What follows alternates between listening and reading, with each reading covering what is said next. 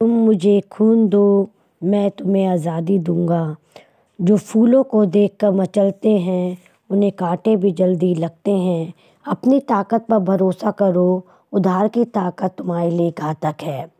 भारत के महानतम स्वतंत्रता सेनानियों में से एक महान नेता सुभाष चंद्र बोस का नाम इतिहास के पन्नों में अमर है। नेताजी ने दूसरे विश्व युद्ध के दौरान अंग्रेजों के खिलाफ लड़ने के लिए जापान के साथ मिलकर आज़ाद फौज का गठन किया और देश की आज़ादी दिलाने में अपनी अहम भूमिका निभाई। पढ़ाई लिखाई के प्रथम और अद्भुत प्रतिभा के धनी नेताजी का जीवन स्वामी विवेकानंद के आदर्शों से अत्यंत प्रभावित रहा। नेताजी का योगदान तथा प्रभाव इतना बड़ा था कि कहा जाता है कि यदि उस समय नेताजी भारत में उपस्थित रहते तो शायद भारत संघ राष्ट्र बना रहता और भारत का विभाजन न होता। नेताजी सुभाष चंद्र से जुड़ी एक घटना बताते हैं कि भारतीय प्रशासनिक की तैयारी के लिए माता पिता ने सुभाष बोस को इंग्लैंड के कैम्ब्रिज विश्वविद्यालय में भेज दिया और उन्होंने सिविल सर्विस में चौथा स्थान प्राप्त किया। भारत की बढ़ती राजनीतिक गतिविधियों के कारण उन्होंने सिविल सर्विस का पद ठुकरा दिया और जिससे उनके पिता बहुत दुखी हुए और बीमार रहने लगे।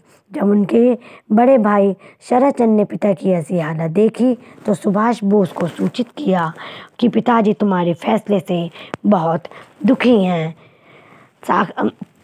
आवेश में आकर ये फैसला लेने से पहले पिताजी से सलाह क्यों नहीं ली थी। पत्र पढ़कर सुभाष को बहुत दुख हुआ और असमंजस में पड़ गए। उन्होंने अपने बड़े भाई को पत्र लिखा, पिताजी की नाराज़गी जायज़ है, लेकिन इंग्लैंड के राजा के प्रति वफादारी की शपथ लेना मेरे लिए संभव नहीं था। मैं खुद को देश के सेवा के लिए समर्पित कर चुका हूँ, चाहे मैं हर चीज़ के लिए तैयार हूँ। शरद चंद्र ने पत्र लिखा, पिताजी तुम्हारे लिए बहुत चिंतित हैं। भारत आते ही तुम्हें गिरफ्तार कर लिया जाएगा। सरकार तुम्हारी गतिविधियों पर कार्रवाई अवश्य करेगी। उनके मित्र दिलीप राय ने यह पत्र पढ़ा कि तुम्हारे पिताजी बीमार हैं, चाहो तो तुम त्यागपत्र वापस ले सकते हो। सुभाष जी बोले, इस बात का मुझे खेद है। उन्होंने कहा, परिवार की खुशी के लिए अपने आदर्शों को निर्धारित करें, क्या ये ठीक होगा?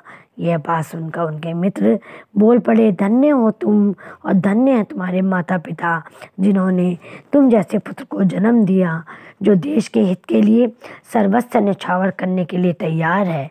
अदम्य साहस, देश प्रेम, सर्वस्व बलिदान की भावना से ओतप्रोत भारत की आज़ादी के अग्रणी नायक, वीर सपूत, आज़ाद हिंद फौज के संस्थापक एवं जय हिंद का उद्घोष बनाने वाले नेताजी सुभाष चंद्र बोस की 125वीं जयंती पर शत शत नमन। जय हिंद।